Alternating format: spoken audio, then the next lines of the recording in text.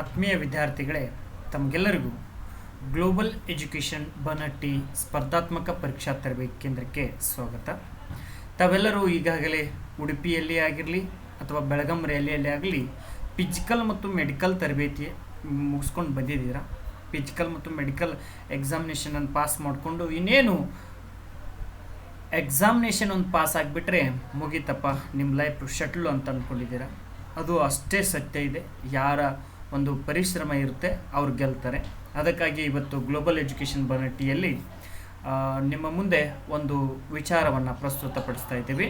ಅದೇನಂತಂದರೆ, ಇದುವರೆಗೆ ನಡೆದಿರ್ತಕ್ಕಂತಹ ಯಾರೋ ಪ್ರಶ್ನೆ ಪತ್ರಿಕೆಗಳನ್ನು ನಾವು ನಮ್ಮ ಯೂಟ್ಯೂಬ್ ಚಾನಲ್ನಲ್ಲಿ ಡಿಸ್ಕಷನ್ ಮಾಡಬೇಕೆಂದು ಒಂದು ಕಾರ್ಯಕ್ರಮವನ್ನು ಹಮ್ಮಿಕೊಂಡಿದ್ದೇವೆ. ಇದರ ಒಂದು 2018 ಒಂದು ಪ್ರಶ್ನೆ ಪತ್ರಿಕೆಯನ್ನು ಈಗ ನಾವು ಡಿಸ್ಕಷನ್ ಮಾಡೋಣ. 2018 ಪ್ರಶ್ನೆ ಪತ್ರಿಕೆ ಹೀಗಿದೆ. ಸಮಯದ ವ್ಯರ್ಥ ಮಾಡೋದು ಬೇಡ, ನಾವು ಡೈರೆಕ್ಟಾಗಿ ಬಿಡಿಸ್ತಾ ಹೋಗ್ಬಿಡೋಣ. Indian army GD original paper 2018 ಇಸ್ವಿಯಲ್ಲಿ ಕೇಳಿರ್ತಕ್ಕಂಥ ಪ್ರಶ್ನೆ ಪತ್ರಿಕೆಯನ್ನು ನಾವು ಇವತ್ತು ಡಿಸ್ಕಷನ್ ಮಾಡಬೇಕಾಗಿದೆ. 2018 ಒಂದು ಪ್ರಶ್ನೆ ಪತ್ರಿಕೆಯಲ್ಲಿ ಹಲವಾರು ಪ್ರಶ್ನೆಗಳು ಬಂದಿದ್ದಾವಲ್ಲ, ಇವೆಲ್ಲ ಪ್ರಶ್ನೆಗಳು ಹೇಗೆ ಬಂದಿದ್ದಾವೆ ಅಂತಂದರೆ, ಹಿಂದಿನ ವರ್ಷ ಕೇಳಿರ್ತಕ್ಕಂಥ ಪ್ರಶ್ನೆ ಪತ್ರಿಕೆಗಳು ಬಹಳಷ್ಟು ರಿಪೀಟ್ ಆಗ್ತಾ ಇದ್ದಾವೆ. ನಾನು ನೋಡಿದ ಒಂದು ಪ್ರಶ್ನೆ ಪತ್ರಿಕೆಗಳನ್ನು ನೋಡಿದಾಗ 2018 ಇರಲಿ ಅಥವಾ ಯಾವುದೇ ಒಂದು ಪ್ರಶ್ನೆ ಪತ್ರಿಕೆ ಇರಲಿ, ಅದರಲ್ಲಿ ಹಿಂದೆ ನಡೆದಿರ್ತಕ್ಕಂಥ ಪ್ರಶ್ನೆಗಳು ಮ್ಯಾಕ್ಸಿಮಮ್ ಕ್ವಶನ್ಸು ರಿಪೀಟ್ ಆಗಿರ್ತವೆ. ಅದಕ್ಕಾಗಿ ನೀವು ಮಾಡಬೇಕಾಗಿರೋದು ಏನಂತಂದರೆ, ಭಾಳ ಸಿಂಪಲ್ಲು. ನಾನು ಇದುವರೆಗೆ ನಡೆದಿರ್ತಕ್ಕಂಥ ಪ್ರಿವಿಯಸ್ ಇಯರ್ ಕ್ವಶನ್ ಪೇಪರನ್ನು ನಿಮಗೆ ಡಿಸ್ಕಷನ್ ಮಾಡಿಕೊಡ್ತೀವಿ. ನೀವು ಮಾಡಬೇಕಾಗಿರೋದು ಅಷ್ಟೇ, ನಮ್ಮ ಗ್ಲೋಬಲ್ ಎಜುಕೇಷನ್ ಬನಟ್ಟಿ ಯೂಟ್ಯೂಬ್ ಚಾನಲನ್ನು ಸಬ್ಸ್ಕ್ರೈಬ್ ಮಾಡಿಕೊಂಡು ನೀವು ನಿಮ್ಮ ಸ್ನೇಹಿತರಿಗೆ ವಾಟ್ಸಪ್ ಮುಖಾಂತರ, ಫೇಸ್ಬುಕ್ ಮುಖಾಂತರ ಹಾಗೂ ಯೂಟ್ಯೂಬ್ನಲ್ಲಿ ಹೆಚ್ಚು ಹೆಚ್ಚು ಶೇರ್ ಮಾಡಬೇಕು, ಲೈಕ್ ಮಾಡಬೇಕು. ನಿಮಗೆ ಏನು ಅನಿಸ್ತದೆ ಅದನ್ನು ಕಮೆಂಟ್ ಮಾಡಬೇಕು. ಅದಾದ ತಕ್ಷಣ ನಿಮಗೆ 100ಕ್ಕೆ 100 ಹೇಳ್ತೀನಿ, ಇದುವರೆಗೆ ನಡೆದಿರ್ತಕ್ಕಂಥ ಎಲ್ಲ ಯಾರೋ ಪ್ರಶ್ನೆ ಪತ್ರಿಕೆಗಳನ್ನು ಡಿಸ್ಕಷನ್ ಮಾಡಿಕೊಡೋ ಜವಾಬ್ದಾರಿ ನಮ್ಮದು. ಹಾಗಾದರೆ ಇನ್ನು ಲೇಟ್ ಮಾಡೋದು ಬೇಡ. ಇಲ್ಲಿ GK ಮತ್ತು ಸೈನ್ಸ್ ಕ್ವಶನ್ಸನ್ನು ಡಿಸ್ಕಷನ್ ಮಾಡೋಣ. ತದನಂತರ ಮೆಂಟಲ್ ಎಬಿಲಿಟಿ ಕ್ವಶನ್ಸನ್ನು ಡಿಸ್ಕಷನ್ ಮಾಡೋಣ.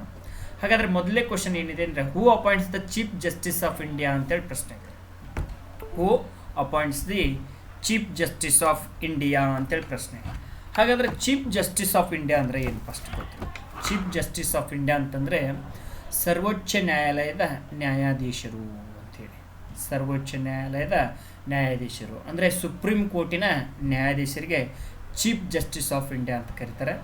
ಚೀಫ್ ಜಸ್ಟಿಸ್ ಆಫ್ ಇಂಡಿಯಾನ ಅಪಾಯಿಂಟ್ಮೆಂಟ್ ಮಾಡ್ಕೊಳ್ಳೋರು ಯಾರಂತಂದರೆ ಪ್ರೆಸಿಡೆಂಟ್ ಅವರು. ಪ್ರೆಸಿಡೆಂಟ್ ಅಂತಂದರೆ ರಾಷ್ಟ್ರಪತಿ ಅಂತ ಅರ್ಥ. ಏನು ಹೇಳಿ?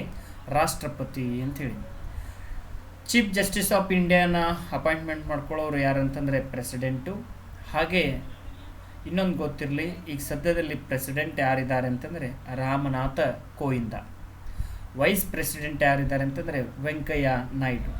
ಹೀಗೆ ಹಲವಾರು ಪ್ರಶ್ನೆಗಳನ್ನು ನಾನು ಒಂದು ಕ್ವಶನಲ್ಲಿ ಡಿಸ್ಕಷನ್ ಮಾಡ್ತಾ ಹೋಗ್ತೀನಿ. ಹಾಗಾದರೆ ಪ್ರೈಮ್ ಮಿನಿಸ್ಟರ್ ನಿಮಗೆಲ್ಲ ಗೊತ್ತೇ ಇದೆ, ನರೇಂದ್ರ ಮೋದಿ ಅವರಿದ್ದಾರೆ. ಹಾಗೆ ಮುಂದಿನ ಪ್ರಶ್ನೆಗೆ ಹೋಗೋಣ, ಸಮಯದ ವ್ಯರ್ಥ ಮಾಡೋದು ಬೇಡ. Yangon is situated at the bank of a river ಅಂತೇಳಿ ಪ್ರಶ್ನೆ ಕೇಳಿದ್ದಾರೆ. ಇದರ ಅರ್ಥ, ಯಂಗೂನ್ ಅನ್ನುವಂತಹ ಒಂದು ಪ್ರದೇಶ ಯಾವ ನದಿಯ ಮೇಲೆ ಇದೆ ಅಂತೇಳಿ ಕ್ವಶನ್ ಇದೆ.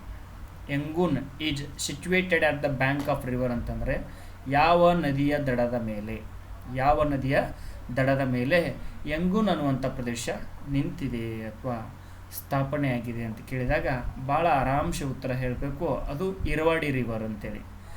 ಇರವಾಡಿ ರಿವರು ಇಂಡಿಯಾದಲ್ಲಿ ಹುಟ್ಟಿ ಮಯನ್ಮಾರ್ನಲ್ಲಿ ಹರಿಯುತ್ತದೆ.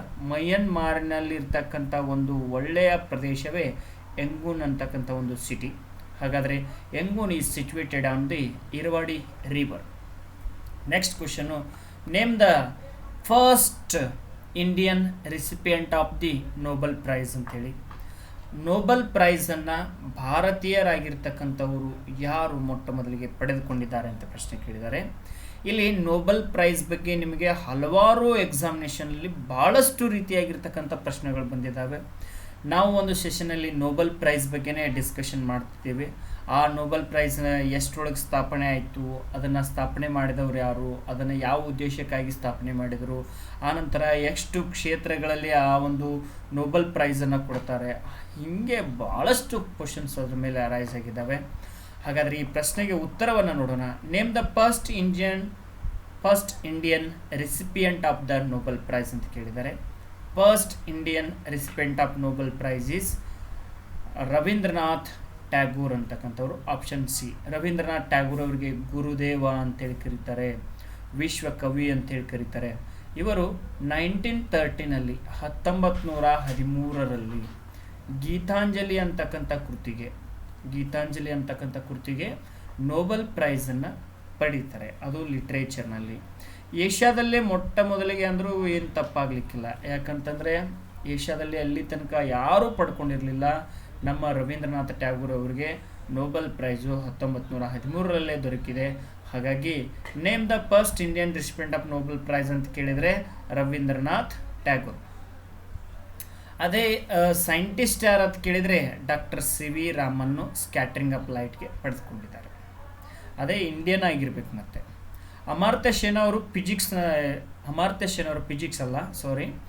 ಎಕನಾಮಿಕ್ಸಲ್ಲಿ ಪಡೆದುಕೊಂಡಿದ್ದಾರೆ. ಎಕನಾಮಿಕ್ಸ್ ಅಂತಂದರೆ ಅರ್ಥಶಾಸ್ತ್ರದಲ್ಲಿ ಪಡೆದುಕೊಂಡಿದ್ದಾರೆ. ಮದರ್ ತೆರೇಸಾ ಅವರು ಪೀಸ್ನಲ್ಲಿ ಪಡೆದುಕೊಂಡಿದ್ದಾರೆ. ಹಾಗಾದರೆ ಈ ಕ್ವಶನ್ ಏನಿತ್ತು, name the first Indian recipient of the Nobel prize ಅಂತ ಕೇಳಿದಾಗ ನಮ್ಮ ಉತ್ತರ ರವೀಂದ್ರನಾಥ್ ಟ್ಯಾಗೂರ್ ಆಗಬೇಕು.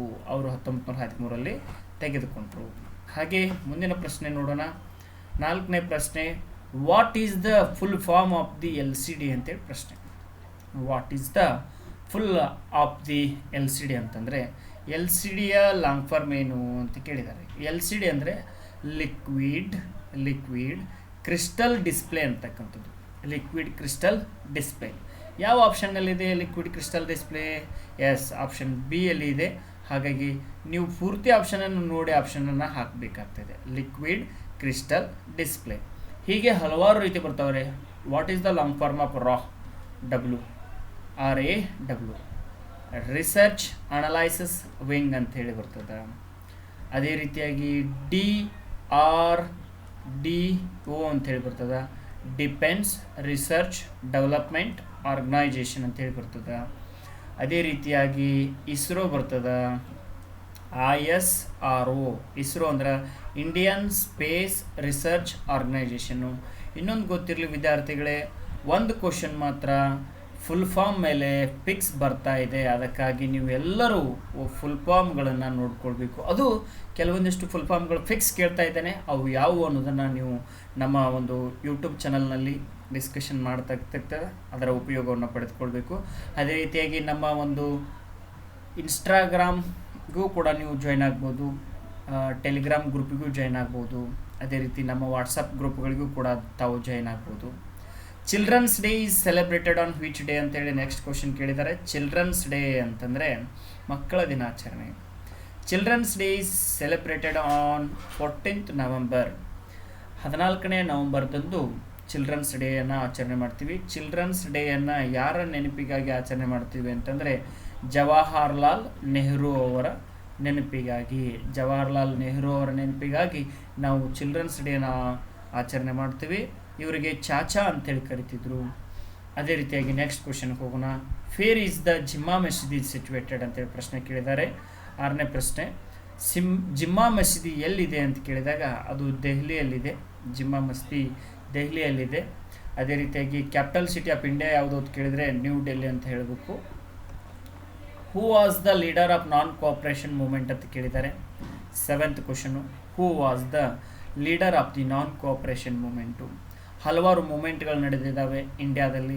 ಯಾಕಂತಂದರೆ ಬ್ರಿಟಿಷರು ನಮ್ಮ ದೇಶವನ್ನು ಆಳ್ವಿಕೆ ಮಾಡಿ ಹಲವಾರು ವರ್ಷದವರೆಗೆ ಆಳ್ವಿಕೆ ಮಾಡಿ ಹೋಗಿರೋದ್ರಿಂದ ಕೆಲವೊಂದಿಷ್ಟು ದಂಗೆಗಳು ಆಗಾಗ ನಡೀತಾ ಇದ್ವು. ಅಂಥದ್ರಲ್ಲಿ ಒಂದು ದಂಗೆ non cooperation movement. Non cooperation movement ಅಂತಂದರೆ ಅಸಹಕಾರ ಚಳುವಳಿ ಅಂತ ಅರ್ಥ. ಅಸಹಕಾರ ಚಳುವಳಿಯ ಲೀಡರ್ ಯಾರು ಅಂತ ಕೇಳಿದ್ದಾರೆ. ಲೀಡರ್ ಅಂದರೆ ನಾಯಕ. ನಾನ್ ಕೋಆಪರೇಷನ್ ಮೂಮೆಂಟ್ನ ಲೀಡರ್ ಯಾರು ಅಂತಂದರೆ ಅವರು ಬೇರೆ ಯಾರು ಅಲ್ಲ, ಮಹಾತ್ಮ ಗಾಂಧೀಜಿ. ಈ ಮಹಾತ್ಮ ಗಾಂಧೀಜಿಗೆ ಮಹಾತ್ಮ ಅಂಥೇಳಿ ಬಿರುದನ್ನು ನೀಡಿದವರು ಯಾರು ಅಂತ ಕೇಳ್ತಾರೆ, ಅವರು Rabindranath Tagore. Who gave the title Mahatma to the Gandhi ಅಂತ ಕೇಳಿದಾಗ ರವೀಂದ್ರನಾಥ್ ಟ್ಯಾಗೂರ್ ಅಂತ ಹೇಳಬೇಕು. ಅದೇ ರೀತಿಯಾಗಿ ಇವರ ಘೋಷಣೆಗಳು ಭಾಳ ಇಂಪಾರ್ಟೆಂಟ್ ಆಗ್ತವೆ, ಅವರಿಗೆ ಕರಿತಕ್ಕಂಥ ಉಪನಾಮಗಳು ಕೂಡ ಭಾಳ ಇಂಪಾರ್ಟೆಂಟ್ ಆಗ್ತವೆ. Who is called A Chacha ಅಂತ ಕೇಳಿದರೆ Jawaharlal Nehru. Who is called as Mahatma ಅಂತ ಕೇಳಿದರೆ Mahatma Gandhiji. Who is called as father of India ಅಂತ ಕೇಳಿದರೂ ಕೂಡ ಮಹಾತ್ಮ ಗಾಂಧೀಜಿ. ಪೆಟ್ರಾಯ್ಟ್ ಅಂತ ಹೇಳಿ ಯಾರನ್ನ ಕರೀತಾರೆ ಅಂದರೆ ಸುಭಾಷ್ ಚಂದ್ರ ಬೋಸ್ ಅವ್ರನ್ನ ಕರೀತಾರೆ. ಭಾಳ ಇಂಪಾರ್ಟೆಂಟು. ಪೆಟ್ರಾಯ್ಟ್ ಅಂತ ಯಾರನ್ನ ಕರೀತಾರೆ, ಸುಭಾಷ್ ಚಂದ್ರ ಬೋಸ್. ಅದೇ ರೀತಿಯಾಗಿ ಪೆಟ್ರಾಯ್ಟ್ ಅಂತ ಸುಭಾಷ್ ಚಂದ್ರ ಬೋಸ್ ಅವ್ರನ್ನ ಕರೆದ್ರೆ ಅವ್ರಿಗೆ ಇನ್ನೊಂದು ಬೆಕಾನ್ ಲೈಟ್ ಆಫ್ ಏಷ್ಯಾ ಅಂತ ಕರಿತಿದ್ರು. Beacon light of Asia. Light of Asia ಅಂತ ಯಾರನ್ನ ಕರಿತಾರೆ ಅಂದರೆ ಬುದ್ಧ ಅವರನ್ನ ಕರಿತರು. ಹಾಗೆ ಬುದ್ಧನವ್ರನ್ನ ಏನಕ್ಕೆ ಕರಿತಿದ್ರು, Tathagata. Who is called as Tathagata ಅಂತ ಕ್ವಶನ್ ಕೇಳಿದ್ರಂತಂದ್ರೆ ಬುದ್ಧ. ಅದೇ ರೀತಿಯಾಗಿ Dadabhai Naoroji who is called as old man of India ಅಂತೇಳಿ ಎಷ್ಟೋ ಸಾರಿ ಕ್ವಶನ್ ಆಗಿದೆ, ಅದರ ಉಪಯೋಗವನ್ನು ಪಡೆದುಕೊಳ್ಳಿ. ಹಾಗಾದರೆ who is the leader of non cooperation movement ಅಂತ ಪ್ರಶ್ನೆಗೆ ಉತ್ತರ ಮಹಾತ್ಮ ಗಾಂಧೀಜಿ. ಅದೇ ರೀತಿಯಾಗಿ ಮುಂದಿನ ಪ್ರಶ್ನೆಗೆ ಹೋಗೋಣ. Qutub Minar is located in ಅಂತೇಳಿ ಕ್ವಶನ್ ಕೇಳಿದ್ದಾರೆ. ಕುತುಬ್ ಮಿನಾರು ಎಲ್ಲಿದೆ ಅಂತ ಕೇಳಿದರೆ ಕುತುಬ್ ಮಿನಾರು ಡೆಲ್ಲಿಯಲ್ಲಿದೆ. ಕುತುಬ್ ಮಿನಾರ್ ಎಲ್ಲಿದೆ, ಡೆಲ್ಲಿಯಲ್ಲಿದೆ. ಇದನ್ನು ಪ್ರಾರಂಭ ಮಾಡಿದವರು ಕುತುಬುದ್ದೀನ್ ಐಬಕ್, ಮುಕ್ತಾಯ ಮಾಡಿದವರು Iltutmish. Okay, Qutub Minar is situated in Delhi. Lal Bahadur Shastri cricket stadium is located. Lal Bahadur Shastri cricket stadium ಎಲ್ಲಿದೆ ಅಂತಂದರೆ ಅದು ಹೈದರಾಬಾದ್ನಲ್ಲಿದೆ. ಹಾಗಾದರೆ ಹೈದರಾಬಾದ್ ಬಗ್ಗೆ ನೀವು ತಿಳ್ಕೋಬೇಕು. Hyderabad is situated on Musi river. ಯಾವ ರಿವರ್ ಮೇಲೆ, ಮೂಸಿ ರಿವರ್ ಮೇಲೆ ಸಿಚುವೇಟೆಡ್ ಆಗಿದೆ. ಅದೇ ರೀತಿಯಾಗಿ ಹೈದರಾಬಾದ್ ಯಾವುದರ ಕ್ಯಾಪಿಟಲ್ ಸಿಟಿ ಅಂತಂದರೆ Telangana capital city. The capital city of Telangana is Telangana. Capital city of Telangana is Hyderabad. ಹಾಗಾದರೆ ವಿದ್ಯಾರ್ಥಿಗಳೇ, ಈಗ ನಾವು ಒಂದಿಷ್ಟು ವಿಚಾರ ಮಾಡ್ಕೊಂಡು ಬರೋಣ. ಏನಂತಂದರೆ ದ ಕ್ಯಾಪಿಟಲ್ ಸಿಟಿ ಆಫ್ ಪಶ್ಚಿಮ ಬಂಗಾಳ ಈಸ್ ಕೋಲ್ಕತ್ತಾ. ಅದೇ ರೀತಿಯಾಗಿ ವಿದ್ಯಾರ್ಥಿಗಳೇ, ನಿಮ್ಗೆ ಗೊತ್ತಿರಬೇಕು ಲಾಲ್ ಬಹದ್ದೂರ್ ಶಾಸ್ತ್ರಿ ಕ್ರಿಕೆಟ್ ಸ್ಟೇಡಿಯಂ ಎಲ್ಲಿದೆ ಅಂತಂದರೆ ಹೈದರಾಬಾದ್. ಇಷ್ಟು ನಿಮಗೆ ಗೊತ್ತಿರಬೇಕಾಗಿರ್ತಕ್ಕಂಥದ್ದು ಭಾಳ ಇಂಪಾರ್ಟೆಂಟು. ಈಗ ನಮ್ಮ ವಿದ್ಯಾರ್ಥಿಗಳ ಬಗ್ಗೆ ಒಂಚೂರು ನಿಮಗೆ ತಿಳ್ಕೊಂಡು ಬರೋಣ.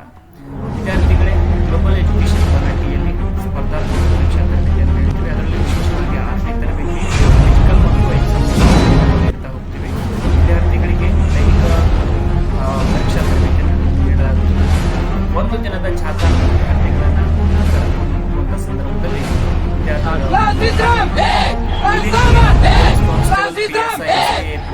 ಹಲವಾರು ಪರೀಕ್ಷೆಗಳು ಇದುವರೆಗೆ ಸುಮಾರು 134 ಹೆಚ್ಚು ವಿದ್ಯಾರ್ಥಿಗಳು ಯಶಸ್ವಿ ಪಡೆದಿದ್ದು ನಮಗೆ ಬಹಳಷ್ಟು ಖುಷಿಯನ್ನು ತಂದುಕೊಟ್ಟಿದೆ.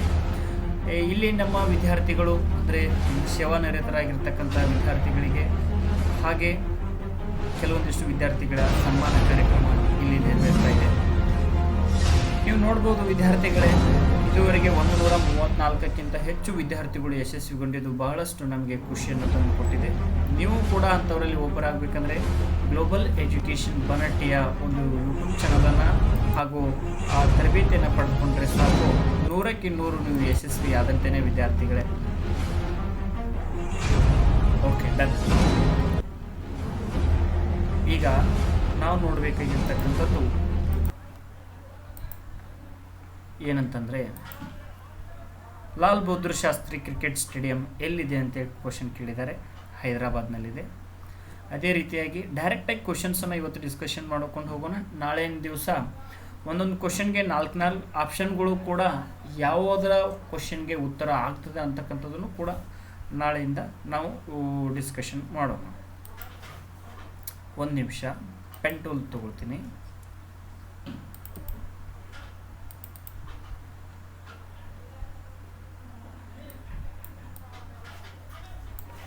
Okay, done.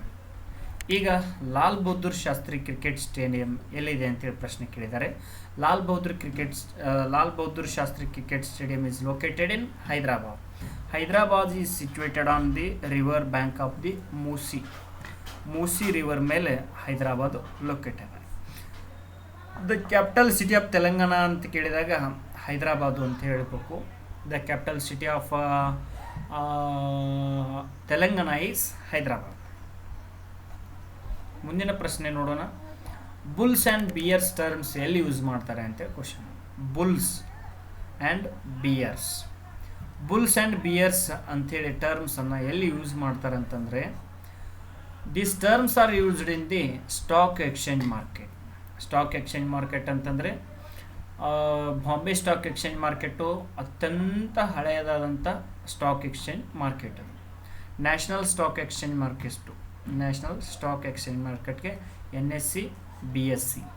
Bombay stock exchange market national stock exchange ಮಾರ್ಕೆಟ್ನಲ್ಲಿ ಯೂಸ್ ಮಾಡ್ತಕ್ಕಂಥ ಟರ್ಮ್ಸ್ ಯಾವ್ಯಾವು ಅಂತಂದರೆ ಬುಲ್ಸ್ ಆ್ಯಂಡ್ ಬಿಯರ್ಸ್. ಭಾಳ ಇಂಪಾರ್ಟೆಂಟ್ ಕ್ವಶನ್ ನೋಡಿ ಇದು.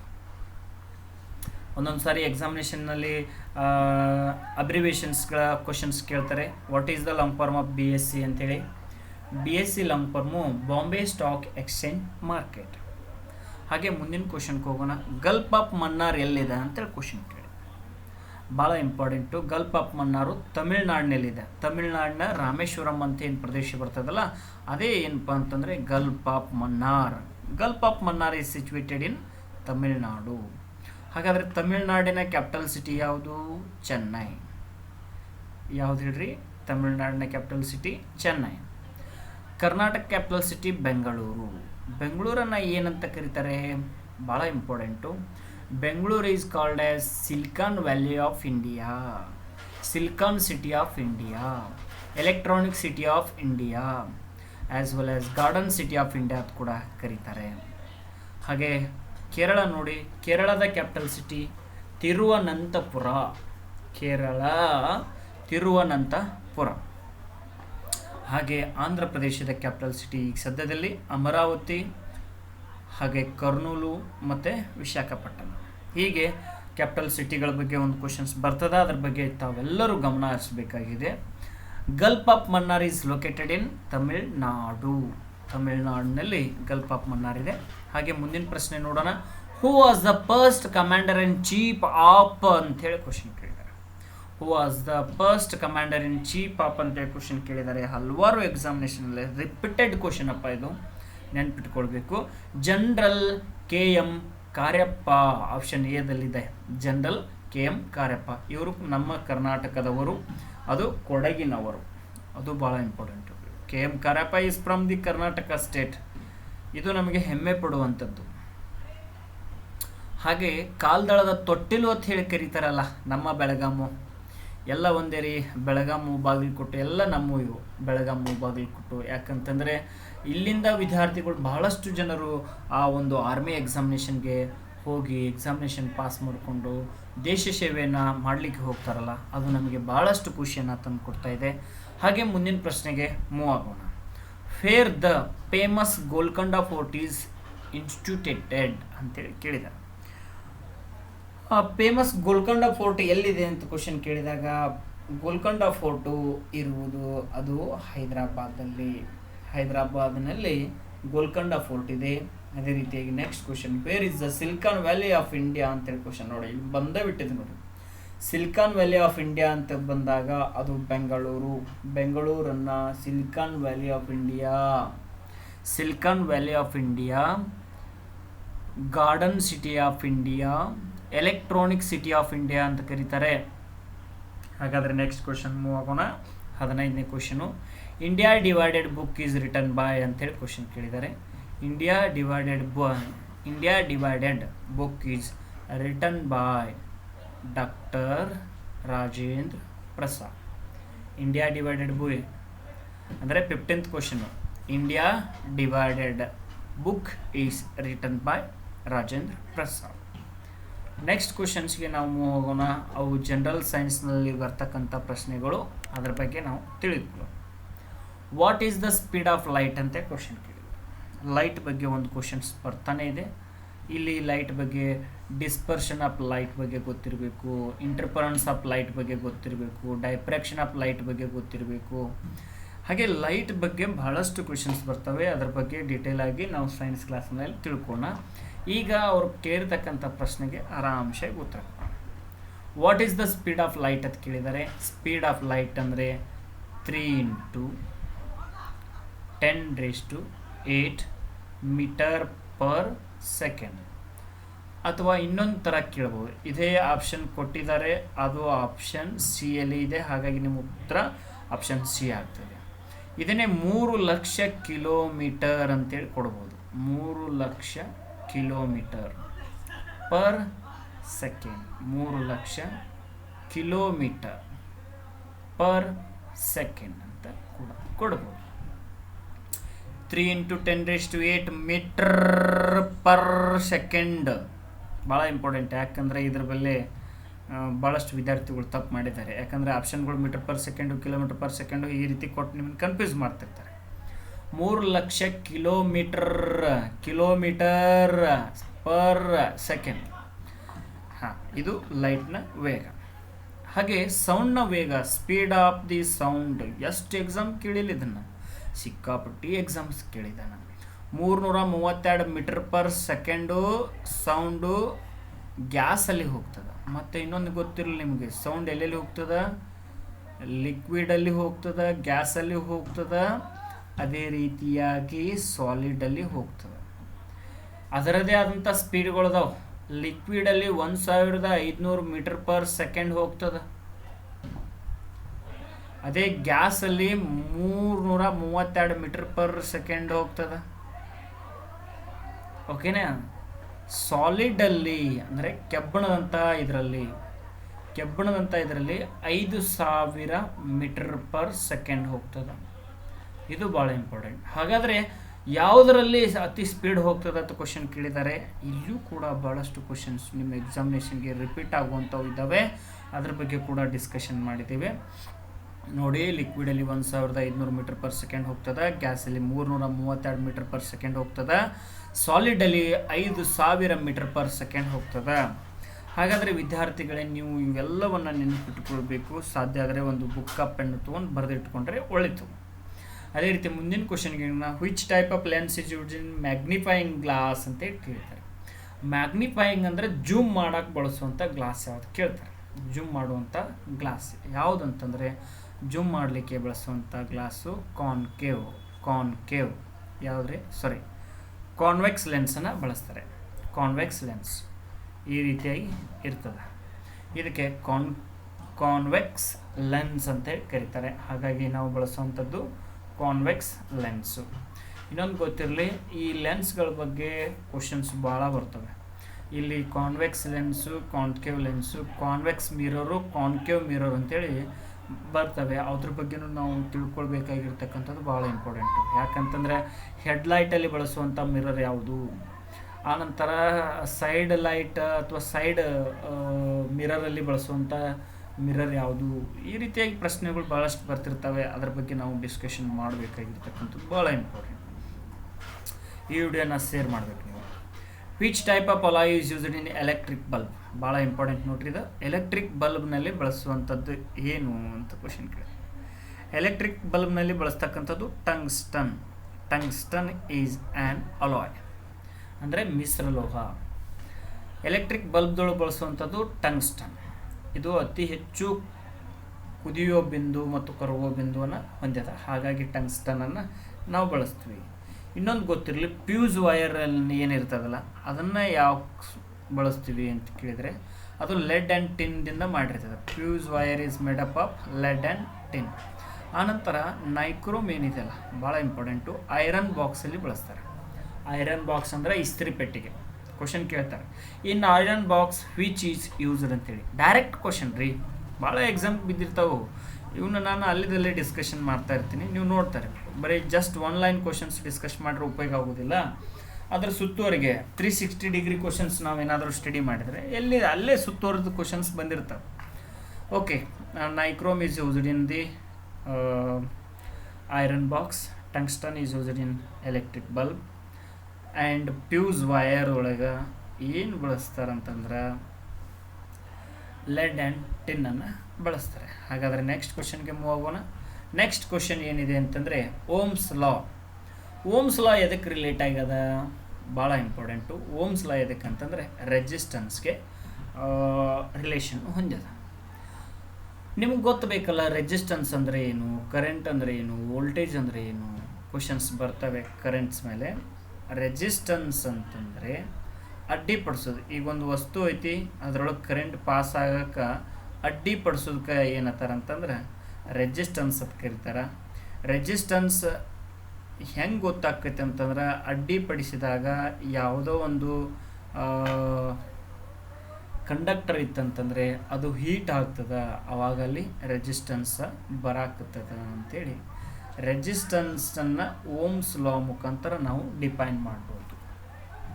ಹಾಗೆ ಮುಂದಿನ ಪ್ರಶ್ನೆಯನ್ನು ನೋಡೋದು hearing range of the human year ಅಂತೇಳಿ ಕ್ವಶನ್ ಕೇಳಿದೆ. ಅಂದರೆ ಶಬ್ದ ನಮಗೆ ಎಷ್ಟು ರೇಂಜ್ದಿಂದ ಎಷ್ಟು ರೇಂಜ್ ತನಕ ಕೇಳ್ತದೆ ಅಂತೇಳಿ ಪ್ರಶ್ನೆ ಕೇಳಿದೆ.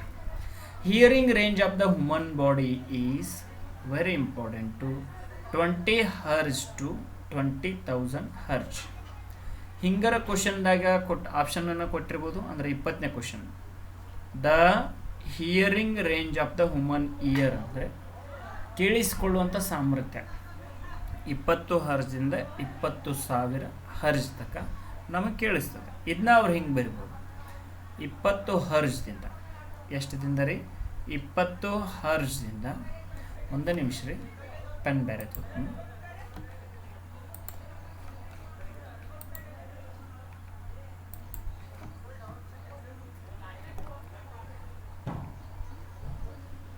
Hearing range of the human ear ಅಂತಂದಾಗ ನಾವು ಏನು ಮಾಡಬೇಕು, ಎಷ್ಟು ರೇಂಜ್ ಇದೆ ಅನ್ನೋದನ್ನು ನಾವು ಮೊದಲಿಗೆ ನಾವು ತಿಳ್ಕೊಂಡ್ರೆ. ಹಿಯರಿಂಗ್ ರೇಂಜ್ 20 ಹರ್ಜ್ದಿಂದ 20,000 ಹರ್ಜ್ ತನಕ ಇರ್ತದಲ್ಲ, ಅದೇ ನಮ್ಮದು ಹಿಯರಿಂಗ್ ರೇಂಜ್. ಓಕೆ ರೀ. ಹಾಗಾದರೆ ವಿದ್ಯಾರ್ಥಿಗಳೇ, ಇಂಥ ಪ್ರಶ್ನೆಗಳು ಬಂದಾಗ ಫುಲ್ ಡಿಟೇಲ್ ಆಗಿರ್ತಕ್ಕಂಥ ಕ್ಲಾಸ್ ಕೇಳಿದರೆ ಭಾಳ ಆರಾಮ್ಸಾಗಿ ನೀವು ಏನು ಮಾಡ್ಬೋದು, ಅದನ್ನು ಉತ್ತರಿಸ್ಬೋದಾಗಿದೆ.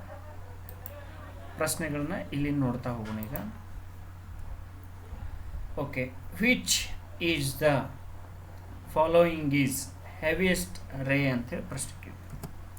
ಹೆವಿಯೆಸ್ಟ್ ರೇ, ಅತಿ ಭಾರವಾದಂಥ ರೇ, ಕಿರಣ ಯಾವುದು ಅಂತೇಳಿ ಪ್ರಶ್ನೆ. ಹೆವಿಯೆಸ್ಟ್ ರೇ ಯಾವುದು ಅಂತಂದರೆ ಅದು ಅಲ್ಫಾ. ಅಲ್ಫಾವನ್ನು ಈ ರೀತಿಯಾಗಿ ಗುರುತಿಸಿರ್ತಾರೆ, ಬೀಟಾವನ್ನು ಈ ರೀತಿಯಾಗಿ ಗುರುತಿಸಿರ್ತಾರೆ, ಗ್ಯಾಮಾವನ್ನು ಈ ರೀತಿಯಾಗಿ ಗುರುತಿಸಿರ್ತಾರೆ. Alpha, beta, gamma. ಇದರೊಳಗೆ ಹೆವಿಯೆಸ್ಟ್ ಯಾವುದಂತ ಕೇಳಿದರೆ ಅಲ್ಫಾ, ಸ್ಟ್ರಾಂಗೆಸ್ಟ್ ಯಾವುದು ಕೇಳಿದ್ರೆ ಅಂತಂದರೆ ಗ್ಯಾಮ. ಹೆವಿಯೆಸ್ಟ್ ಅಂತಂದರೆ ಅಲ್ಫಾ, ಅದು ಈ ರೀತಿಯಾಗಿ ಇರ್ತದೆ ನೋಡಿ. ಅಲ್ಫಾ, ಇದು ಬೀಟಾ, ಇದು gamma. Okay okay, done. Next ಕ್ವಶನ್ಸ್ಗೆ ಮೂವ್ ಆಗೋಣ ವಿದ್ಯಾರ್ಥಿಗಳೇ. The value of G is minimum. ನೋಡ್ರಿ, ಈ ಪ್ರಶ್ನೆ ಭಾಳ ಎಕ್ಸಾಮ್ಗೆ ಕ್ವಶನ್ ಬಂದಿದೆ. ದ ವ್ಯಾಲ್ಯೂ ಆಫ್ ಜಿ, ಮೊದಲು ಜಿ ಅಂತಂದರೆ ಎಕ್ಸಲ್ರೇಷನ್ ಡ್ಯೂ ಟು ಗ್ರಾವಿಟಿ ಅಂತ ಅರ್ಥ. ಎಕ್ಸಲ್ರೇಷನ್ ಡ್ಯೂ ಟು ಗ್ರಾವಿಟಿ ಅಂತ ಅರ್ಥ. ಒಂದು ನಿಮಿಷ. Acceleration due to gravity. Acceleration due to gravity ಅಂತಂದರೆ ನಿಮಗೆ ಮೊದಲು ಅದರ ಬಗ್ಗೆ ಇನ್ಫಾರ್ಮೇಷನ್ನ ನೀಡ್ತೀನಿ. ಜಿ ಈಸ್ ಈಕ್ವಲ್ ಟು 9.8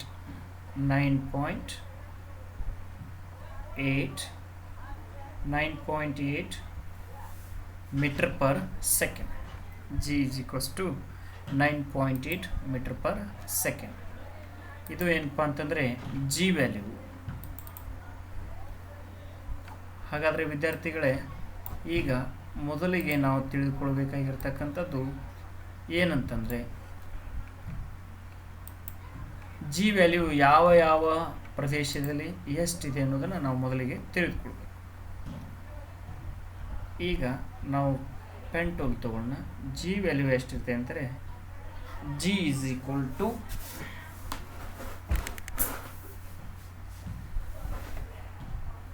ಒಂದು ನಿಮಿಷ.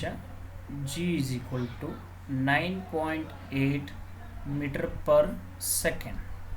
ಜಿ ವ್ಯಾಲ್ಯೂ ಎಷ್ಟಂದರೆ 9.8 ಮೀಟರ್ ಪರ್ ಸೆಕೆಂಡ್. ಇದು ಪೋಲ್ದಿಂದ ಫೋಲ್ಗೆ ಡಿಫ್ರೆಂಟ್ ಆಗ್ತಾ ಹೋಗ್ತದೆ. ಇದು ನಮ್ಮ ಭೂಮಿ ಇದೆ ಅಂತೇಳಿ ತಿಳ್ಕೊಳ್ರಿ. ಇಲ್ಲಿ ಏನು ಬರ್ತಾವೆ ಅಂದರೆ ಪೋಲ್ಸ್ ಬರ್ತವೆ. ಪೋಲ್ಸ್ ಅಂತಂದರೆ ನಿಮ್ಗೆ ಗೊತ್ತಿರ್ಬೋದು, ಪೋಲ್ಸ್ ಇವು. ಆನಂತರ ಇಲ್ಲೇನು ಬರ್ತದೆ ಅಂದರೆ ಇಕ್ವೇಟರ್ ಅಂತೇಳಿ ಬರ್ತದೆ. ಇಕ್ವೇಟರ್ ಅಂತಂದರೆ ಸಮಭಾಜಕ ವೃತ್ತ. ಪೋಲ್ಸ್ ಕಡೆ ಹೋದಂಗೆ ಜಿ ವ್ಯಾಲ್ಯೂ ಏನಾಗ್ತೈತೆ ಅಂದರೆ ಮ್ಯಾಕ್ಸಿಮಮ್ ಆಗ್ತದೆ. ಜಿ ವ್ಯಾಲ್ಯೂ ಏನಾಗ್ತೈತೆ ರೀ, ಮ್ಯಾಕ್ಸಿಮಮ್ ಆಗ್ತದೆ. ಎರಡೂ ಸೈಡ್ ಪೋಲ್ಸ್ ಕಡೆ ಹೋದಾಗ ಮ್ಯಾಕ್ಸಿಮಮ್ ಆಗ್ತದೆ. ಇಕ್ವೇಟರ್ಲಿ ಮಿನಿಮಮ್ ಆಗ್ತದೆ. ಇಕ್ವೇಟರ್ಲಿ ಏನಾಗ್ತದೆ, ಮಿನಿಮಮ್. ಹಾಗಾದರೆ ಜಿ ವ್ಯಾಲ್ಯೂ ಈಸ್ ಮಿನಿಮಮ್ ಅಂತೇಳಿ ಪ್ರಶ್ನೆ ಇದೆ. ಜಿ ವ್ಯಾಲ್ಯೂ ಎಲ್ಲಿ ಮಿನಿಮಮ್ ಇರ್ತದೆ ಅಂತಂದರೆ ಇಕ್ವೇಟರ್ದಲ್ಲಿ ಮಿನಿಮಮ್ ಇರ್ತದೆ. ಮ್ಯಾಕ್ಸಿಮಮ್ ಎಲ್ಲಿರ್ತದೆ ಅಂದರೆ ಪೋಲ್ಸಲ್ಲಿ ಮ್ಯಾಕ್ಸಿಮಮ್ ಇರ್ತದೆ. ಹಾಗಾದರೆ ಮುಂದಿನ ಪ್ರಶ್ನೆ ನೋಡಬೇಕು. ಏನಂತಂದರೆ ಮುಂದಿನ ಪ್ರಶ್ನೆ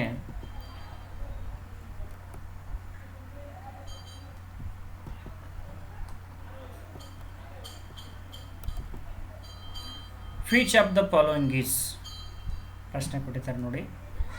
which of the following is scalar quantity ಅಂತೇಳಿ ಪ್ರಶ್ನೆ. 25ನೇ ಪ್ರಶ್ನೆ. Which of the following is scalar quantity. Which of the following is scalar quantity ಅಂತ ಕೇಳಿದ್ದಾರೆ. ಸ್ಕೇಲಾರ್ ಕ್ವಾಂಟಿಟಿಗೆ ಸ್ಪೀಡ್ ಒಂದು ಎಕ್ಸಾಂಪಲ್ ಆಗ್ತದೆ. ಮೊದಲಿಗೆ ನಿಮ್ಗೆ ಗೊತ್ತಿರಬೇಕು, ಕ್ವಾಂಟಿಟಿಗಳನ್ನು 2 ಟೈಪ್ಸ್ ಮಾಡ್ತಾರೆ. ಒಂದು ಸ್ಕೇಲಾರ್ ಕ್ವಾಂಟಿಟಿ, ಇನ್ನೊಂದು ವೆಕ್ಟರ್ ಕ್ವಾಂಟಿಟಿ.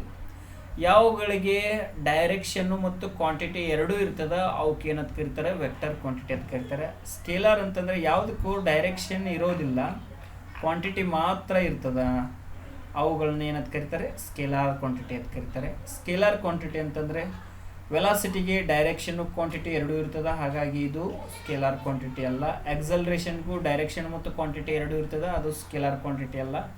ಫೋರ್ಸ್ಗೂ ಕೂಡ ಡೈರೆಕ್ಷನ್ ಇರ್ತೈತೆ, ಕ್ವಾಂಟಿಟಿ ಇರ್ತದೆ, ಹಾಗಾಗಿ ಸ್ಕೇಲಾರ್ ಕ್ವಾಂಟಿಟಿ ಅಲ್ಲ. ಹಾಗಾದರೆ ನನ್ ಆಫ್ ದೀಸ್ ಅಂದರೆ ಯಾವುದೂ ಅಲ್ಲ ನಮ್ಮ ಉತ್ತರ ಆಗ್ತದೆ. ಸ್ಕೇಲಾರ್ ಕ್ವಾಂಟಿಟಿಗೆ ಎಕ್ಸಾಂಪಲ್ ಯಾವುದು, ಸ್ಪೀಡು ಆಪ್ಷನ್ದಲ್ಲಿ ಇಲ್ಲ, ಹಾಗಾಗಿ ನಮ್ಮ ಉತ್ತರ none of these. Which of the following is scalar quantity ಅಂತ ಕೇಳಿದರೆ ನನ್ ಆಫ್ ದೀಸು. ಆನಂತರ ವೆಕ್ಟರ್ ಕ್ವಾಂಟಿಟಿಗೆ ಯಾವುದು ಅಂತ ಕೇಳಿದರೆ velocity is a vector quantity, acceleration is a vector quantity, force is a vector quantity. ಹಾಗಾಗಿ ಇವು ಯಾವುವು ಏನಲ್ಲ ಸ್ಕೇಲಾರ್ ಕ್ವಾಂಟಿಟಿ ಅಲ್ಲ, ಹಾಗಾಗಿ ನನ್ ಆಫ್ ದೀಸ್ ಅಂತೇಳಿ ನಮ್ಮ ಉತ್ತರ ಆಗ್ತದೆ. Okay, next question. Kilowatt hour is the unit of ಅಂತೇಳಿ ಕ್ವಶನ್ ಕೇಳಿದ್ದಾರೆ. ಕಿಲೋ ವ್ಯಾಟ್ ಅವರ್ ಅಂತಂದರೆ ಮೊದಲು ನಮಗೆ ಗೊತ್ತಿರಬೇಕು, ಇದನ್ನು ಪವರ್ಗೆ ಯೂಸ್ ಮಾಡ್ತಾರೆ. ಪವರ್ ಅಂತಂದರೆ ಕರೆಂಟಲ್ಲಿ ನೋಡಿರಿ ನೀವು ಬೇಕಾದ್ರೆ ನಿಮ್ಮ ಮನೆಯ ಒಂದು ಮೀಟ್ರಿಗೆ ಹೋಗಿ ನೋಡಿರಿ, ಕಿಲೋ ವ್ಯಾಟ್ ಅವರ್ ಅಂತ ಬರೆದಿರ್ತಾರೆ ಅಲ್ಲಿ, ಕಿಲೋ ವ್ಯಾಟ್ ಅವರ್ ಈ ರೀತಿ ಬರೆದಿರ್ತಾರೆ ನೋಡಿ, ಇದು ಕಿಲೋ ವ್ಯಾಟ್ ಅವರ್ ಅಂತೇಳಿ. ಅದೇ ರೀತಿಯಾಗಿ ಮುಂದಿನ ಕ್ವಶನ್ಸ್ಗೆ ಹೋಗೋಣ. ಏನಂತಂದರೆ SI ಯೂನಿಟ್ ಮೇಲೆ 100% ಕ್ವಶನ್ಸ್ ಬರ್ತಿದ್ದಾವೆ ವಿದ್ಯಾರ್ಥಿಗಳೇ, ನೀವು ಮರಿಬಾರ್ದು. SI ಯೂನಿಟ್ ಅಂದರೆ ನಿಮ್ಗೆ ಫಾರ್ ಎಕ್ಸಾಂಪಲ್ ಈಗ ಟೈಮ್ದು SI ಯೂನಿಟ್ ಏನಾಗ್ತೈತೆ ಅಂತ ಕೇಳಿದರೆ ಸೆಕೆಂಡ್ ಆಗ್ತದೆ, ಆ ರೀತಿಯಾಗಿ. ಓಕೆ ರೀ. Next question. Depth of the ocean is measured by ಅಂತೇಳಿ question. Depth of the ocean ಅಂತಂದರೆ ಸಮುದ್ರದ ಆಳವನ್ನು ಎದರಿಂದ ಅಳತೆ ಮಾಡ್ತಾರೆ ಅಂತ ಕೇಳಿದ್ದಾರೆ. ಅದು ಪ್ಯಾಥೋಮೀಟರ್ ಅಂತೇಳಿ ಬರ್ತದೆ. Fathometer is use to measure the depth of the ocean. Fathometer is use to measure the depth of the ocean. ಹಾಗಾದ್ರೆ ಲ್ಯಾಕ್ಟೋಮೀಟರ್ನ ಯಾಕೆ ಬಳಸ್ತಾರೆ? ಲ್ಯಾಕ್ಟೋಮೀಟರ್ ಈಸ್ ಯೂಸ್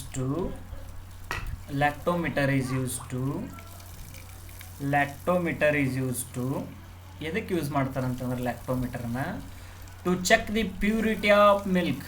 ಪ್ಯೂರಿಟಿ ಅಂತಂದರೆ ಎಷ್ಟರ ಮಟ್ಟಿಗೆ ಹಾಲು ಚೆನ್ನಾಗಿದೆ ಅನ್ನೋದನ್ನು ಚೆಕ್ ಮಾಡಲಿಕ್ಕೆ ಏನು ಯೂಸ್ ಮಾಡ್ತಾರೆ? ಲ್ಯಾಕ್ಟೋಮೀಟ್ರನ್ನು ಬಳಸ್ತಾರೆ. ಏನು ಬಳಸ್ತಾರೆ ಹೇಳಿ ವಿದ್ಯಾರ್ಥಿಗಳೇ? ಲ್ಯಾಕ್ಟೋಮೀಟ್ರನ್ನು ಬಳಸ್ತಾರೆ. Lactometer to check the purity of milk, lactometer is used. ಹಾಗೆ ಮಾನೋಮೀಟರನ್ನು, ಫೋಟೋಮೀಟರನ್ನು, ಹಾಗೆ ಅಲ್ಟಿಮೀಟರನ್ನು, ಸ್ಪೀಡಾಮೀಟರನ್ನು ಯಾವುದಕ್ಕೆ ಬಳಸ್ತಾರೆ ಅನ್ನೋದು ನಿಮ್ಗೆ ಗೊತ್ತಿರಬೇಕು. ನಾವು ನೆಕ್ಸ್ಟ್ ಕ್ವಶನ್ಸ್ಗೆ ಮೂವ್ ಆಗೋಣ ವಿದ್ಯಾರ್ಥಿಗಳೇ. ನೆಕ್ಸ್ಟ್ ಕ್ವಶನ್ ಏನಿದೆ ಅಂತಂತಂದರೆ, ನೆಕ್ಸ್ಟ್ ಕ್ವಶನ್ನು ಏನಿದೆ ಅಂತಂದರೆ,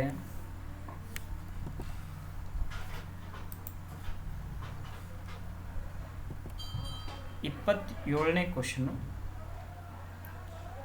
ನೀವು ನೋಡ್ಬೋದು. 0 degree Celsius is equal to how much degree ಅಂತೇಳಿ ಕ್ವಶನ್ ಕೇಳಿದ್ದಾರೆ. How much degree Fahrenheit question ಇದೆ. How much degree Fahrenheit, how much degree Fahrenheit, how much degree Fahrenheit, ಎಷ್ಟು ಫ್ಯಾರನ್ಹೀಟ್ಗೆ ಸಮ ಇದೆ ಅಂತೇಳಿ ಕ್ವಶನ್ ಕೇಳಿದ್ದಾರೆ. ಒಂದು ಗೊತ್ತಿರಲಿ, 0 degree Celsius is equal to 32 degree Fahrenheit is equal to 273 ಕೆಲ್ವಿನ್ಗೆ ಸಮವಾಗಿರ್ತವೆ 0 ಡಿಗ್ರಿ. ಇನ್ನೊಂದು ಗೊತ್ತಿರಲಿ ವಿದ್ಯಾರ್ಥಿಗಳೇ, ಇವು freezing point of the water. Freezing ಅಂದ್ರೆ ನೀರು ಮಂಜುಗಡ್ಡೆ ಆಗುವಂಥ ಸಂದರ್ಭದಲ್ಲಿ 0 ಡಿಗ್ರಿ ಸೆಲ್ಸಿಯಸ್ ಇರ್ತೈತೆ. ಅದು ಫ್ಯಾರನ್ಹೀಟ್ದಾಗ ಕೇಳ್ರೆ 32 ಡಿಗ್ರಿ ಫ್ಯಾರನ್ಹೀಟ್, ಅದಕ್ಕೆ ಕೆಲ್ವಿನ್ದಾಗ ಕೇಳ್ರೆ 273 ಡಿಗ್ರಿ ಕೆಲ್ವಿನ್. ಇದ್ರ ಮೇಲೆ ಪ್ರಶ್ನೆ ಬರ್ತಾ ಇದ್ದಾವೆ. ಆನಂತರ ಸೆಲ್ಸಿಯಸ್ದಿಂದ ಫ್ಯಾರನ್ಹೀಟ್ಗೆ ಯಾವ ರೀತಿ ಕನ್ವರ್ಟ್ ಮಾಡಬೇಕು, ಫ್ಯಾರನ್ಹೀಟ್ದಿಂದ ಕೆಲ್ವಿನ್ಗೆ ಯಾವ ರೀತಿ ಕನ್ವರ್ಟ್ ಮಾಡಬೇಕು, ಕೆಲ್ವಿನ್ನಿಂದ ಡಿಗ್ರಿ ಸೆಲ್ಸಿಯಸ್ಗೆ ಯಾವ ರೀತಿ ಕನ್ವರ್ಟ್ ಮಾಡಬೇಕು, ಕ್ವಶನ್ಸ್ ಬರ್ತಿದ್ದಾವೆ. ಅದಕ್ಕೆ ಒಂದು ಸಿಂಪಲ್ ಫಾರ್ಮುಲಾ ಇದೆ, C/100 is equal to F minus 32 divided by 180 is equal to K minus 273 upon 100 ಅಂತೇಳಿ ಒಂದು ಫಾರ್ಮುಲಾ ಇದೆ. ಈ ಫಾರ್ಮುಲಾನ ನಾವು ಯೂಸ್ ಮಾಡಿಕೊಂಡು ಅಗ್ದಿ ಶಾರ್ಟ್ಕಟ್ಟಾಗಿ ವಿದಿನ್ 5 ಸೆಕೆಂಡ್ ಒಳಗೆ ಆನ್ಸರ್ ತರೋದು ಹೆಂಗೆ ಅನ್ನೋದನ್ನು ನಾವು ಮುಂದಿನ ಸೆಷನಲ್ಲಿ ಡಿಸ್ಕಷನ್ ಮಾಡ್ತೇನೆ. The colour of the human skin is produced by ಅಂತೇಳಿ ಕ್ವಶನ್. ನೆಕ್ಸ್ಟ್ ಕ್ವಶನ್ 29ನೇ. The colour of the human skin is produced by. Skin ಅಂತಂದರೆ ಚರ್ಮ. The study of skin is called as dermatology. ಅದ್ರ ಬಗ್ಗೆನೂ ನಾವು ತಿಳ್ಬೋದು. Dermatology ಬಗ್ಗೆ ನಾವು the study of skin is called as dermatology. ಆದರೆ ಹ್ಯೂಮನ್ ಸ್ಕಿನ್ದು ಕಲರ್ ಕೊಡ್ತಕ್ಕಂಥದ್ದು ಮೆಲಾನಿನ್. ಯಾವುದು ಹೇಳಿ? ಮೆಲಾನಿನ್. ಭಾಳಷ್ಟು ಎಕ್ಸಾಮಿನೇಷನ್ಸ್ಗೆ ಕೇಳಿದ್ದಾರೆ. ಹಾಗಾದರೆ ಮುಂದಿನ question, where is the gene located ಅಂತೇಳಿ ಕ್ವಶನ್. ಜೀನ್ ಅಂದರೆ ಏನು ಗೊತ್ತಿರಬೇಕು ಫಸ್ಟು. ಜೀನ್ ಅಂತಂದರೆ ಇದು ಕ್ರೋಮೋಸೋಮಲ್ಲಿ ಇರ್ತದೆ. ಎಲ್ಲಿರ್ತದೆ ರೀ? ಕ್ರೋಮೋಸೋಮ್. ಎಷ್ಟು ಪೇರ್ ಇರ್ತಾವೆ? ಇವ 23 ಪೇರ್ದು 2 ಇರ್ತವೆ. ಟೋಟಲಾಗಿ ಎಷ್ಟು ಇರ್ತಾವೆ ರೀ? 46 ಇರ್ತಾವೆ ಕ್ರೋಮೋಸೋಮ್ಸ್. ಈ ಕ್ರೋಮೋಸಲ್ಲಿ ಜೀನ್ ಇರ್ತದೆ. ಕ್ರೋಮೋಸೋಮ್ಸಲ್ಲೇನ ಏನಿರ್ತದೆ? ಜೀನ್ಸ್ ಇರ್ತದೆ. ಅದು ಕ್ರೋಮೋಸೋಮ್ಸಲ್ಲಿ ಇರ್ತದೆ. ಇನ್ನೊಂದು ಗೊತ್ತಿರಲಿ ವಿದ್ಯಾರ್ಥಿಗಳೇ, ಹೆರಿಡಿಟ್ರಿ ಏನು ನಿಮ್ಮ ಕ್ಯಾರೆಕ್ಟರ್ಸ್ ಇರ್ತಾವಲ್ಲ, ನಿಮ್ಮ ಮುತ್ತಾನು ಕ್ಯಾರೆಕ್ಟರ್ ನಿಮಗೆ ಬಂದಿರ್ತಾವ, ನಿಮ್ಮ ಕ್ಯಾರೆಕ್ಟರ್ ನಿಮ್ಮ ಮೊಮ್ಮಕ್ಕಳಿಗೆ ಹೋಗ್ಬೋದು ಅಥವಾ ನಿಮ್ಮ ಮಕ್ಕಳಿಗೆ ಬರ್ಬೋದು. ಇದಕ್ಕೆ ಯಾವುದು ಕಾರಣಪ್ಪ ಅಂತಂದ್ರೆ ಜೀನ್ಸ್ ಕಾರಣ, ಜೀನ್ಗಳು ಕಾರಣವಾಗ್ತವೆ. ಹಾಗಾದರೆ ವಿದ್ಯಾರ್ಥಿಗಳೇ, ಇದುವರೆಗೆ ನೀವು GD ಕ್ವಶನ್ ಪೇಪರು 2018ರ ಒಂದು ಪ್ರಶ್ನೆ ಪತ್ರಿಕೆನ ನೋಡಿದ್ರಿ. ಇನ್ನೊಂದು ಎಲ್ಲ ವಿದ್ಯಾರ್ಥಿಗಳಿಗೆ ಏನೊಂದು ಕಿವಿಮಾತು ಏನಂತಂದರೆ, ನೀವು GD ಇರ್ರಿ ಅಥವಾ ಟ್ರೇಡ್ ಇರ್ರಿ ಅಥವಾ ಟೆಕ್ನಿಕಲ್ ಇರ್ರಿ, ನರ್ಸಿಂಗ್ ಇರ್ರಿ ಅಥವಾ ಇನ್ಯಾವುದೇ ಇರಲಿ, ನೀವೇನಾದರೂ ಎಕ್ಸಾಮಿನೇಷನ್ ಕ್ವಾಲಿಫೈ ಆಗಬೇಕಂತಂದರೆ GD ಕ್ವಶನ್ ಪೇಪರು ಬಿಡಿಸಬೇಕಾ, ಟ್ರೇಡ್ದು ಕ್ವಶನ್ ಪೇಪರ್ ಬಿಡಿಸಬೇಕಾ, ಟೆಕ್ನಿಕಲ್ದು ಕ್ವಶನ್ ಪೇಪರ್ ಬಿಡಿಸಬೇಕಾ, ನರ್ಸಿಂಗ್ದು ಕ್ವಶನ್ ಪೇಪರ್ ಬಿಡಿಸಬೇಕಾ, ಅದೇ ರೀತಿಯಾಗಿ ನೀವು ಕ್ಲರ್ಕ್ದು ಕ್ವಶನ್ ಪೇಪರ್ ಬಿಡಿಸಬೇಕಾ. ಇನ್ನೊಂದು ಗೊತ್ತಿರಲಿ, ಎಲ್ಲ ಕ್ವಶನ್ ಪೇಪರ್ ನನ್ನ ಹತ್ರ ಇದ್ದಾವೆ. GD ಕ್ವಶನ್ ಪೇಪರ್ ಇದ್ದಾವೆ, ಟ್ರೇಡ್ ಕ್ವಶನ್ ಪೇಪರ್ ಇದ್ದಾವೆ, ಟೆಕ್ನಿಕಲ್ಲು, ನರ್ಸಿಂಗು, ಕ್ಲರ್ಕು ಎಲ್ಲ ಪ್ರಶ್ನೆ ಪತ್ರಿಕೆಗಳಿದ್ದಾವೆ. ಎಲ್ಲವನ್ನು ಎಲ್ಲ ವಿದ್ಯಾರ್ಥಿಗಳು ನೋಡಬೇಕು. ಇನ್ನೊಂದು ಹೇಳ್ತೀನಿ, ಕಾಪಿ ಪೇಸ್ಟ್ ಆಗಿರ್ತಕ್ಕಂಥ ಸಂದರ್ಭಗಳನ್ನು ನಾನು ಭಾಳಷ್ಟು ಸಂದರ್ಭದಲ್ಲಿ ನೋಡಿದ್ದೀನಿ. ಕಾಪಿ ಪೇಸ್ಟ್ GDಯಲ್ಲಿ ಇರ್ತಕ್ಕಂಥ ಕ್ವಶನ್ಸು ಟ್ರೇಡಲ್ಲಿ ಕೇಳಿರ್ತಾನೆ, ಟ್ರೇಡಲ್ಲಿ ಇರ್ತಕ್ಕಂಥ ಕ್ವಶನ್ಸು ಟೆಕ್ನಿಕಲಲ್ಲಿ ಕೇಳಿರ್ತಾನೆ. ಹೀಗೆ ಕಾಪಿ ಆ್ಯಂಡ್ ಪೇಸ್ಟ್ ಆಗಿರ್ತವೆ. ಇನ್ನೊಂದು ಹೇಳ್ತೀನಿ ವಿದ್ಯಾರ್ಥಿಗಳೇ, 100% ಇದುವರೆಗೆ ನಾನು ಕ್ವಶನ್ ಪೇಪರ್ ನೋಡಿದ ಪ್ರಕಾರ ಎಲ್ಲ ಪ್ರಶ್ನೆ ಪತ್ರಿಕೆಗಳಲ್ಲಿ ಮೋರ್ ದ್ಯಾನ್ 20 ಕ್ವಶನ್ಸು, 20 ಕ್ವಶನ್ಗಿಂತ ಹೆಚ್ಚು ಕಾಪಿ ಪೇಸ್ಟ್ ಆಗಿದ್ದಾವೆ. 20 ಕ್ವಶನ್ ಎಕ್ಸಾಕ್ಟಾಗಿ ಕಾಪಿ ಪೇಸ್ಟ್ ಆಗಿದ್ದಾವೆ ಅಂತಂದರೆ ನಿಮಗೆ ಹೇಳ್ತೀನಿ 40 ಮಾರ್ಕ್ಸ್ ಅಗದಿ ಆರಾಮ್ಸೆ ನೀವು ತೆಗೆದುಕೊಳ್ಬೋದು. ಇನ್ನೊಂದು ಗೊತ್ತಿರಲಿ ವಿದ್ಯಾರ್ಥಿಗಳೇ, ನಮ್ಮ ವಿದ್ಯಾರ್ಥಿಗಳಿಗೆ ಒಂದು ಎಕ್ಸಾಮಿನೇಷನ್ ಸ್ಟ್ರಾಟಜಿ ಹೇಳ್ತೀನಿ, ಎಕ್ಸಾಮ್ ಸ್ಟ್ರಾಟಜಿ. ಇನ್ನೊಂದು ಏನಂತಂದರೆ ಪ್ರಿವಿಯಸ್ ಇಯರ್ ಅಷ್ಟು ಕ್ವಶನ್ ಪೇಪರನ್ನು ಬಿಡ್ಸಕ್ಕೆ ಹೇಳ್ತೀನಿ. ಇನ್ನೊಂದು ಏನಂತಂದರೆ ಚಾಪ್ಟರ್ ವೈಸ್ ಟ್ರೈನಿಂಗನ್ನು ನೀಡ್ತೇವೆ. ಚಾಪ್ಟರ್ ವೈಸು ಟೋಟಲ್ ಆಗಿ ಕ್ವಶನ್ಸು, ಮಾಡೆಲ್ ಕ್ವಶನ್ ಪೇಪರ್ಸು, ಹೀಗೆ ಹಲವಾರು ಎಕ್ಸಾಮಿನೇಷನ್ಸ್ಗಳನ್ನು ಇಟ್ಟು ವಿದ್ಯಾರ್ಥಿಗಳನ್ನು ತಯಾರಿ ಮಾಡಿ ಇವತ್ತಿನ ದಿವಸ 134ಕ್ಕಿಂತ ಹೆಚ್ಚು ವಿದ್ಯಾರ್ಥಿಗಳನ್ನು ಕೇವಲ ಕೆಲವು ದಿನಗಳಲ್ಲಿ ಯಶಸ್ವಿ ಆಗುವಂಥ ಒಂದು ಕಾರ್ಯದಲ್ಲಿ ನಮ್ಮ ಗ್ಲೋಬಲ್ ಎಜುಕೇಷನ್ ಸಂಸ್ಥೆ ಇವತ್ತು ತಮಗೆಲ್ಲ ಮಾಡಿ ತೋರಿಸಿದೆ. ನೀವುಗಳು ಕೂಡ ಯಶಸ್ವಿ ಆಗಬೇಕಂತಂದರೆ ಗ್ಲೋಬಲ್ ಎಜುಕೇಷನ್ ಬನಟ್ಟಿ ಯೂಟ್ಯೂಬ್ ಚಾನಲನ್ನು ಸಬ್ಸ್ಕ್ರೈಬ್ ಮಾಡ್ಕೊಳ್ಳಿ. ಗ್ಲೋಬಲ್ ಎಜುಕೇಷನ್ ಬನಟ್ಟಿಯ ಒಂದು ಟೆಲಿಗ್ರಾಮ್ ಗ್ರೂಪಿಗೆ ಜಾಯ್ನ್ ಆಗಿ, ಅದೇ ರೀತಿಯಾಗಿ ವಾಟ್ಸಪ್ ಗ್ರೂಪ್ಗಳಿಗೆ ಕೂಡ ತಾವುಗಳೆಲ್ಲರೂ ಜಾಯ್ನ್ ಆಗಬೇಕಂತ ಕೇಳಿಕೊಂಡು ನನ್ನ ಒಂದು ವಿಡಿಯೋನ ಮುಗಿಸ್ತಾ ಇದ್ದೀನಿ. ಈ ವಿಡಿಯೋನ ನೋಡಿದ್ದಕ್ಕಾಗಿ, ಈ ವಿಡಿಯೋನ ಎಲ್ಲರಿಗೂ ಶೇರ್ ಮಾಡಿದ್ದಕ್ಕಾಗಿ ತಮಗೆಲ್ಲರಿಗೂ